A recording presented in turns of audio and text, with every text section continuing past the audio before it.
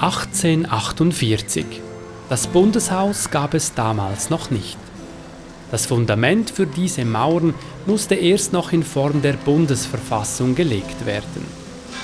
Grundlegend zum Beispiel die Aufteilung des eidgenössischen Parlaments in 2 Kammern mit Nationalrat und Ständerat.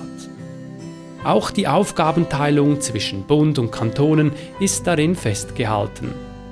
Der sehr vielfältige Kanton Graubünden musste sich anfangs in diese neue standardisierte Schweiz integrieren. Der große Vorteil der Schweiz ist, dass sehr viele Kantone sehr vielfältig sind. Und demzufolge haben wir alle auch einen anderen Umgang mit Vielfalt oder wir haben einfach auch das Gefühl dafür. Und ich glaube, das hilft, dass Graubünden auch verstanden wird. Und gerade mit der Westschweiz, mit der italienischsprachigen Schweiz, haben wir auch andere Kantone mit mehreren Sprachen, mehreren Kulturen.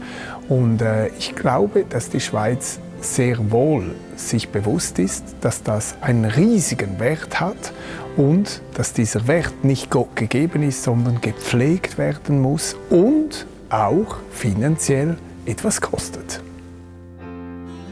Finanziell wirkte sich die neue Bundesverfassung vor allem auf die zuvor noch souveränen Gemeinden in Graubünden aus.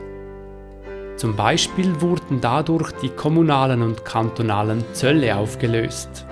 Diese Einnahmen flossen fortan nach Bern.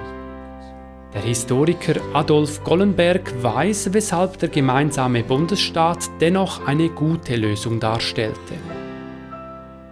Es geht in den Köpfen vornehmlich um den Landesfrieden. Das soll garantiert werden durch eine minimale Konzentration der Macht in Bern. Ich sage minimale Konzentration der Macht, weil da kommt dann sofort die Angst, kommt der Bund jetzt daher und befiehlt uns und wie viel Selbstständigkeit bewahren wir als Kanton gegenüber dem Bund. Als Gemeinden gegenüber dem Kanton, wenn wir die Grundrechte standardisieren müssen, vereinheitlichen müssen.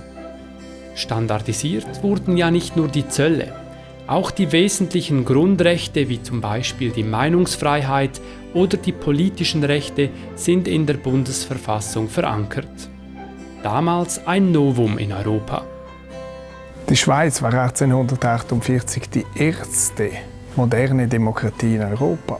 Und wir sind noch heute Vorbild für viele Länder, wie wir die Demokratie leben. Mit unseren Referenden, mit unseren Initiativen, mit den Volksabstimmungen, die wir haben. Das nicht nur auf Bundesebene, sondern auch auf Kantonsebene, auf Ebene Stadt, Gemeinde. Und zu diesem System müssen wir Sorge tragen. Andere beneiden uns. Wir sind uns nicht immer bewusst, was wir für einen riesigen Privileg haben, in einer solchen Demokratie leben zu können. Dieses 175 Jahre alte Privileg gilt es natürlich zu pflegen. Zum Beispiel indem man am politischen Prozess teilnimmt, egal ob in Bern, im Kanton Graubünden oder in seiner Gemeinde.